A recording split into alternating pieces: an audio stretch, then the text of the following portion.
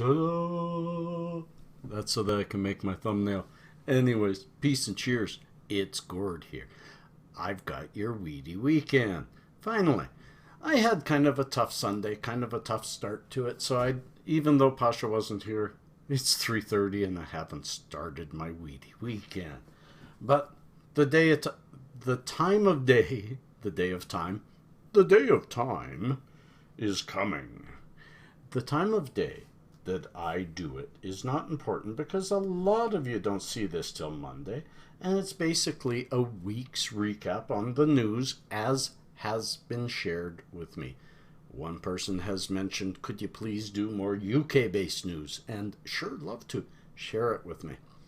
I only have so much time in the day. I can't go out there and look for specific news, but I always share what's shared with me.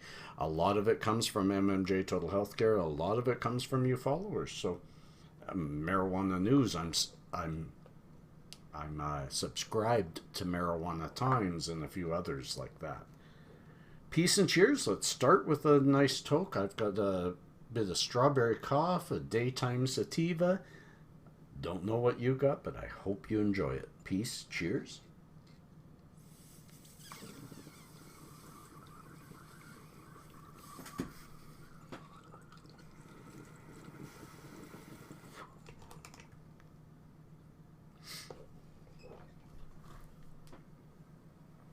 And a little hint to you, if you want to get yourself a little bit of energy with very little cost, eat yourself a banana and try to be, never mind, eat yourself a banana. Now let's get to the news. This week was a big week in news. On Weedy Weekend 55, I mentioned that the Toronto City Police have, and that was a story shared by a follower. Thank you very much for mentioning about the dispensary warnings that were coming. I shared that. This week they came through with their threat of closure on these stores that they gave the letters to, and they did a raid. I did quite a few. You can check my videos. I'm not going to put my own below because I don't support myself. Don't like me at all. Me, myself, and I, 3 people I don't like. No, I'm kidding. No, I want to promote, actually, the Sun's coverage of this week. You can check my coverage. But the Sun's coverage, because of a video that I'm going to share with you. In fact, I've changed Weedy Weekend a bit so that I can sometimes share some of these stories a little closer. I'm going to share this one with you because if any of you have seen the police chief's news conference, he started the whole thing, basing the whole thing on this was about public safety, quoting a petition. It shouldn't even be called a petition. A minimal letter writing campaign of 56 individual signatures to shut these shops down, even though there has been tens of thousands, if not hundreds of thousands of signatures to support these in many other petitions, in many other ways. So, but he blamed it on the community around him, saying they asked us to do this, so we went to the public prosecutor's office. We made sure that we can do it, and then we did it. But here is an interview with a local lady. I don't need to say any more until after the interview. Let me move to it and press play.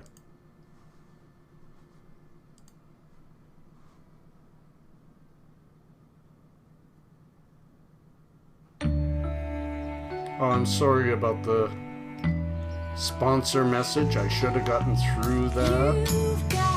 But let's watch it together. Isn't it good to know that Kellogg's Rice Krispies are made with no artificial flavors or colors?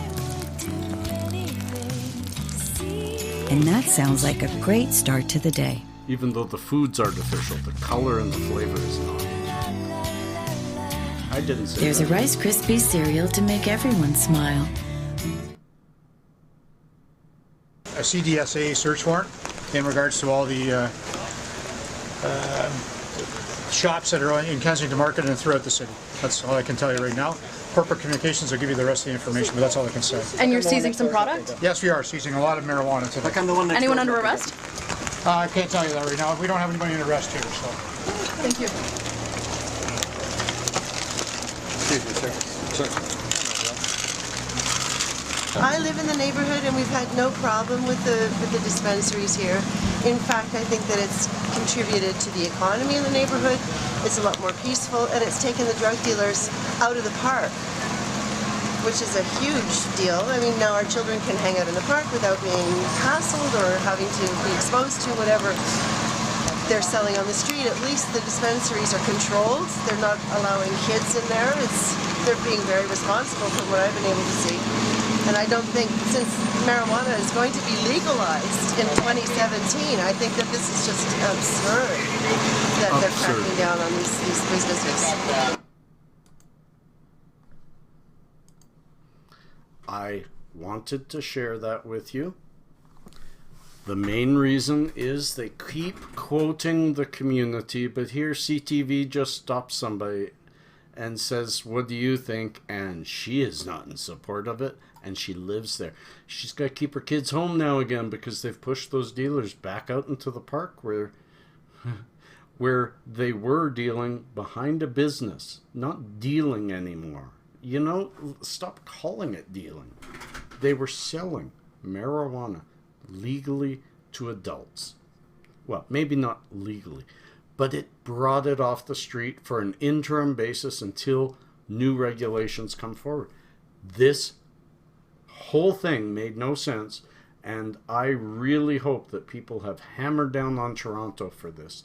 Hammered down hard, and I hope that the police chief is going to have to pay for this in some way. I never hope somebody loses their job. I hope he learns. If you watch, I hope to put his news conference also attached below. But if you watch it, the man has no idea of what he speaks. He's been told what to say. He's been told what to do and how to perform. He's a puppet of the whatever is behind this move. Do not believe what you're told. And to cheers that story, a bit of Godbud rosin from MMJ Total Healthcare, one of your best dispensaries in Canada. Cheers.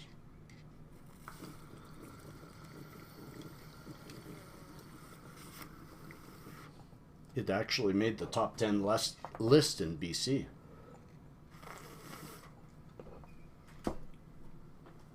Oh, Godbud is such a nice, flavorful, beautiful medicine.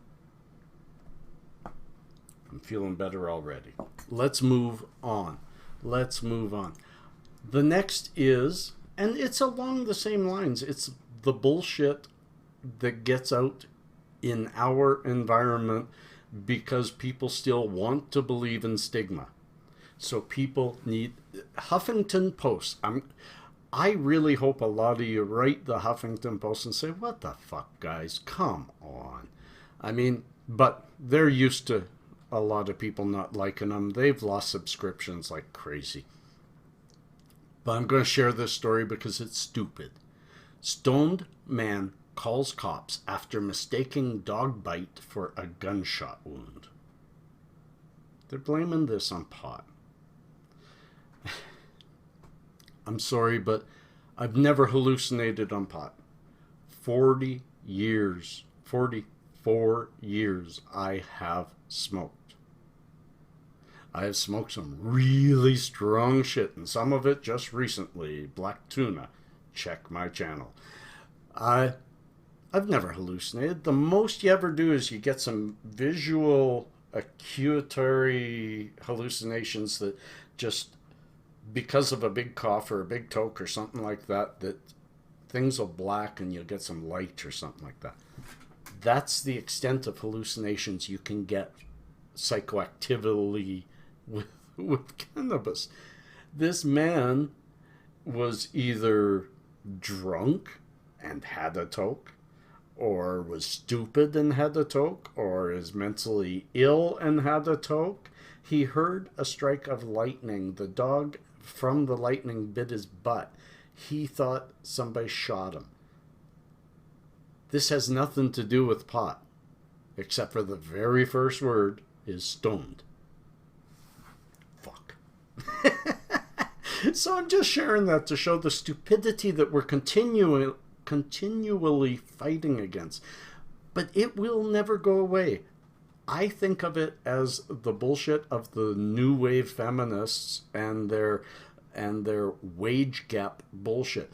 The wage gap has been shown to be only about 2 or 3% if you account for choice. Choice of holidays, choice of days off, choice of jobs, choice of industry, choice of not going for dangerous work. All those choices, you take them out. The wage gap has been debunked over and over by scientists, by smart people, by everybody except third wave feminists. Still throw it out there. They throw it out there knowing it's wrong. And people will throw out this stuff about pot knowing it's wrong forever. It'll continue to happen. But they should get less and less hits. I hate attaching it because every view is going to give this guy a hit, but it raises a point. Let's move on from stoned, man. Let's see if we can get a little stoned ourselves. And you know what? I'm not stoned. I am pretty medicated today. I've had a tough day. Today's a really bad fibro day. I'm almost never shaky. I don't think you're seeing it. Inside, I feel like I'm shaking. And that's a fibro day. That's a bad fibro day. I've already gone out and done one walk, but it was a short one, and I'm not sure I'm doing another. Cheers to the stoned man getting bit in the butt.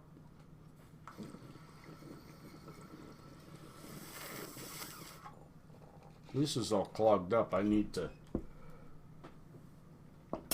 put some heavy heat through it. Turn the nail up to 700, 800. Breathe through it. It'll clean it right out. The next one is a two-piece thing. Well, yeah, it's a two-piece thing. First, we're going to talk a little bit about terpenes. And I call it prepare yourself to be edumacated because I'm edumacating myself. I'm still learning.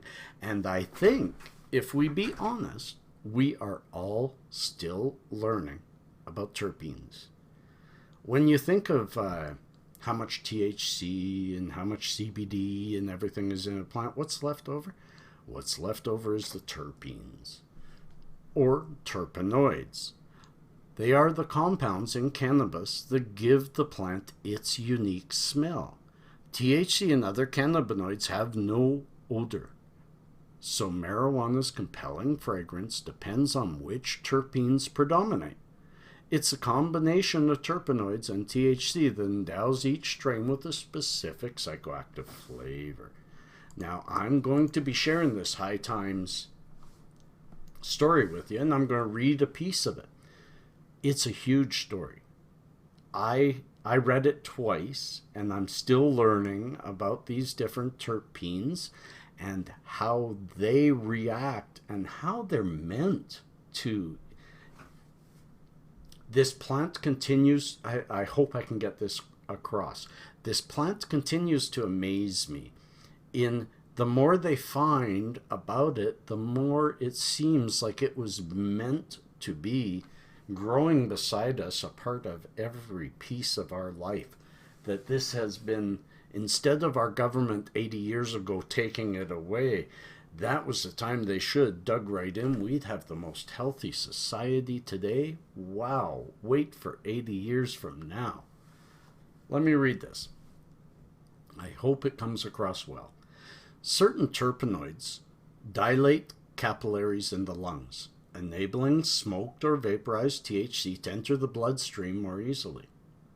Like it's working for itself. It's helping itself get into your body. Neurolidol, a sedative terpenoid, is a skin penetrant that increases permeability and potentially facilitates cannabinoid or absorption when applied topically. So there's another terpenoid that now opens up the capillaries in the skin so to absorb THC in a different way.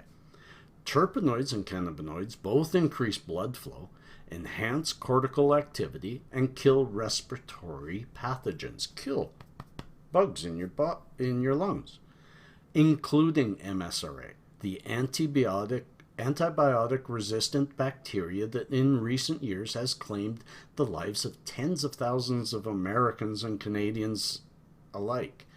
Dr. Russo's article reports that cannabinoid-terpenoid interactions could produce synergy with respect to treatment of pain, inflammation, depression, anxiety, addiction, epilepsy, cancer, fungal, and bacterial infections. It's amazing. It's amazing. If you have the time, read this about terpenes. I know that terpenes are coming soon to MMJ. I don't know exactly when, and I promise to report when I do know.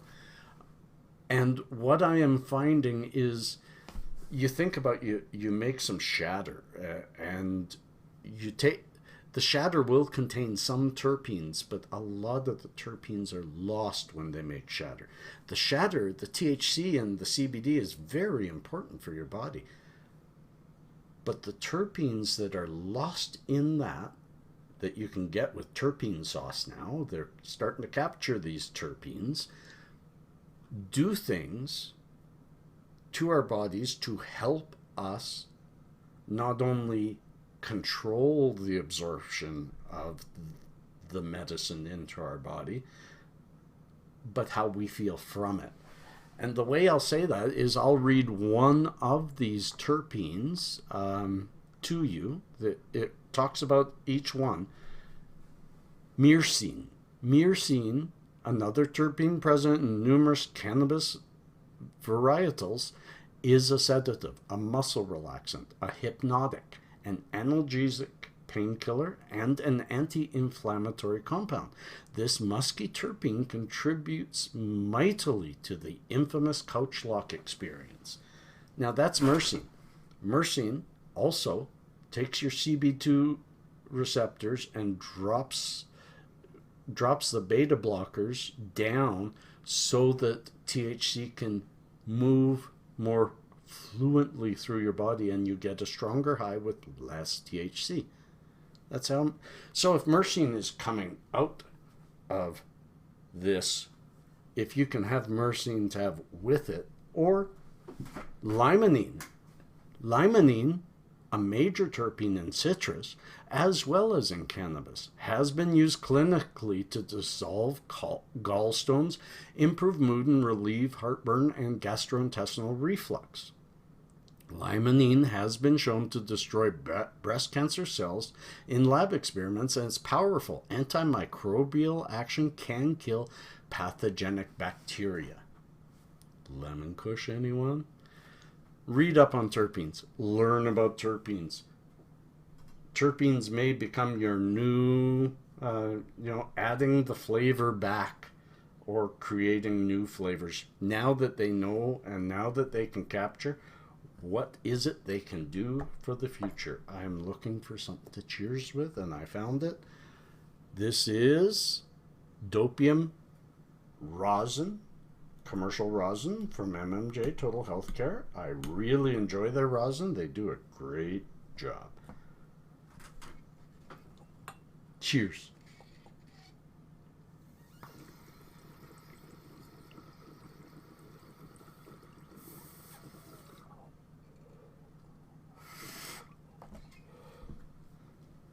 And because I'm recording differently, where I could give you that second window,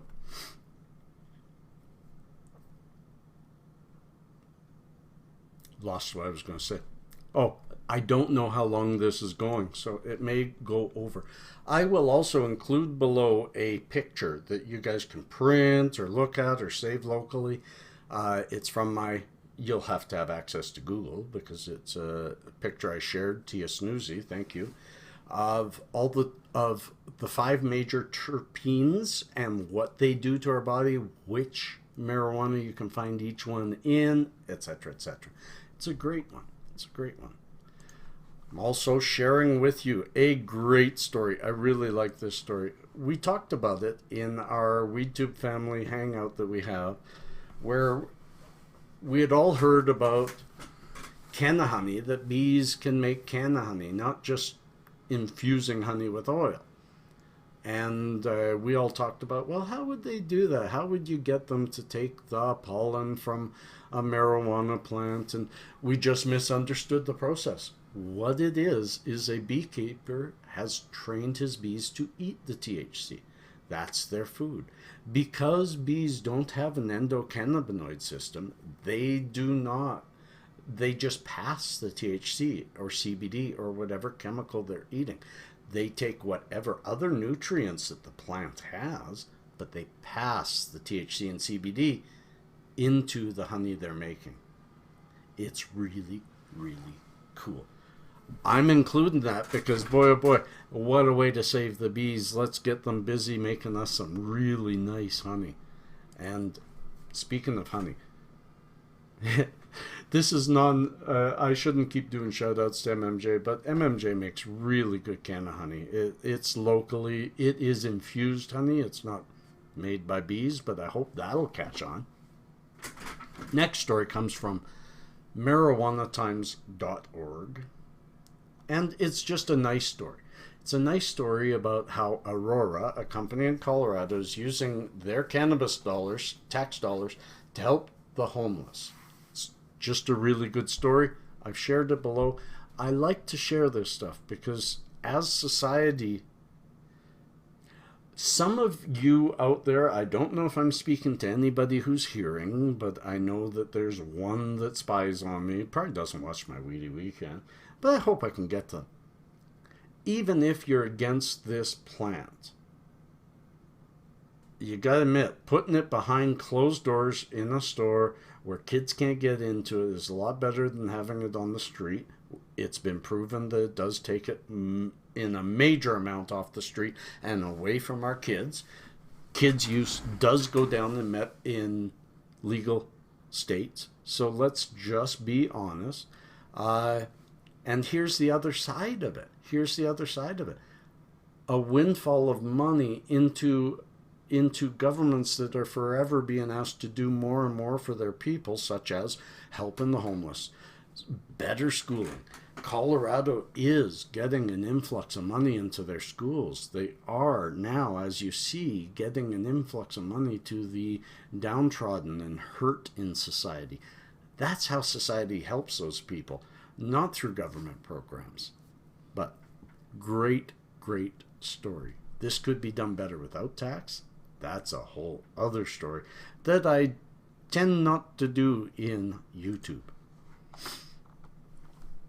I'm going to have another toke, but I think what I will do, my friends, is I had somewhere here Violator Kush. And I'm looking for it because I was going to share it with all of you in... Oh, that's because I already smoked it all. Last one, cheers.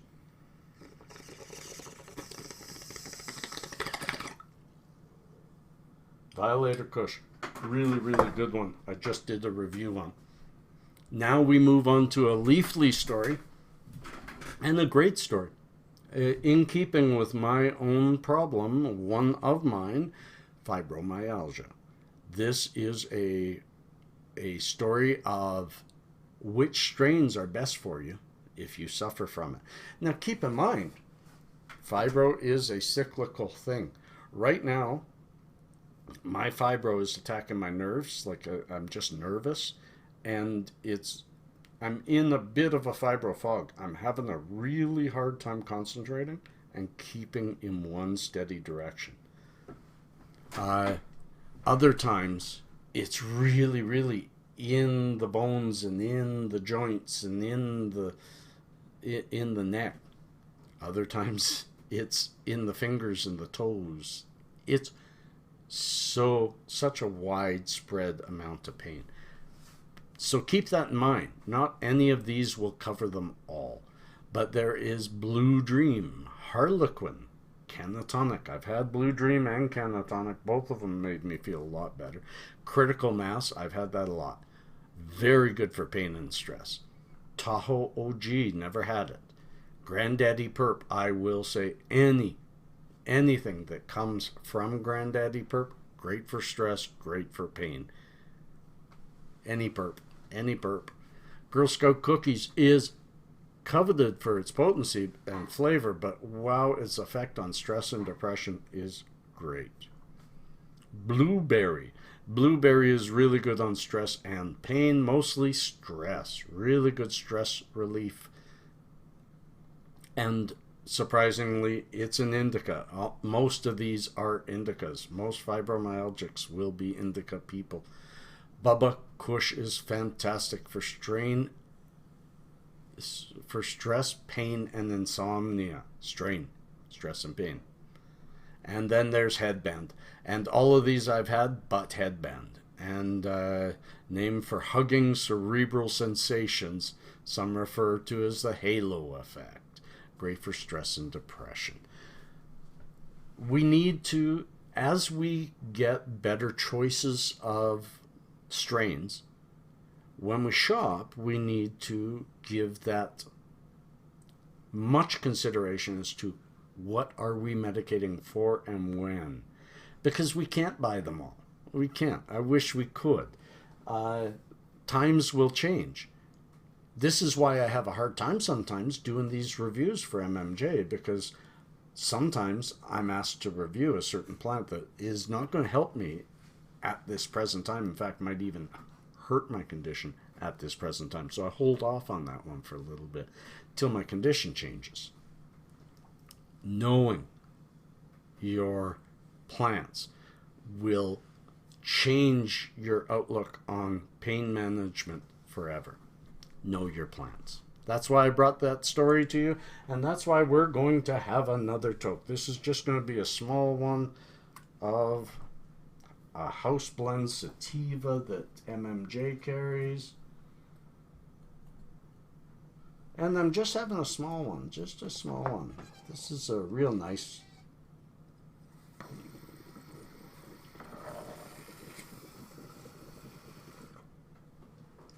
Do wish I had cleaned that before this, but it's okay. Let's move on to our second last story. Our second last story is, could medical marijuana benefit Parkinson's disease patients? Well, think of MS, think of Parkinson's. My personal feeling is yes, because part of the issue I have with fibromyalgia is related to a Parkinson's issue of strained and stressed nerve endings that fray and shake and hurt and can't carry the signal appropriately. I'm going to read this part.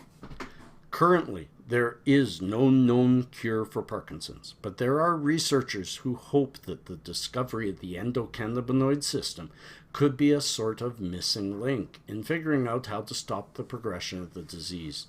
To the surprise of some, studies on cannabis therapy show that the potential to slow the progression of the disease, which could one day lead to a cure with any hope. So there's small studies, and there's few studies, and this is an avenue that needs looked at. Again, this is, I say it almost every week, if not every week. We need to go after our legislators and make them work for us. We are at a precipice in the discovery of not a new medicine, but the rediscovery of an old medicine that is going to explode like penicillin did in the 50s. This is going to be huge. So if you can't talk your legislators into it, then maybe you yourself need to become a legislator, and let's get this stuff through. It's bullshit that this is still Schedule 1, and therefore studies like this are limited, few and far between, limited in scope and ability, limited in the amount of people they can use, and limited to the data from which they can pull. it is said. We're going to have one last talk. We're going to end on justice for Johan. We're going to end on the link right at the very bottom of all these links. So I do hope you look at these stories. The link at the very bottom will be the petition for justice for Johan. So far, 2,465 signatures. It should be in the millions. This should be in the millions. Please spread this around. If you do not know who Johan is, he has been an advocate in the Netherlands for legalization and access and freeing the plant. He has been wrongfully arrested in Thailand, and his wife, and facing the rest of their lives in jail. This guy should be sent home to his family. He has kids at home. He has and his wife is there with him. I hope that you will join in with this. I feel bad that I didn't know about this until a few days ago when a good buddy of mine, Godforsaken Customs, look him up, give him a shout out, tell him I sent you, and sub to him. He shared it. He did a video, Justice for Johan, where he explains it better than I do. So, we're having one final talk. There is nobody should be facing their life in jail for anything regarding a medicine. I'm sorry, not especially. I just don't even know what to say on this. When we have people who, in the United States alone and in Canada, are facing years and years, if not their entire lives in U.S. because of 3 strikes. For this, cheers.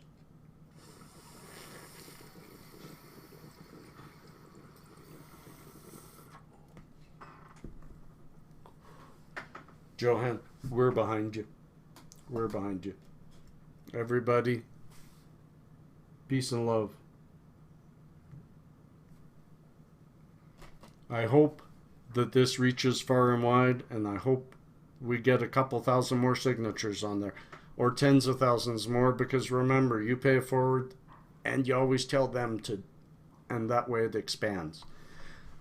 Peace, love, cheers, harmony. Have a great weekend.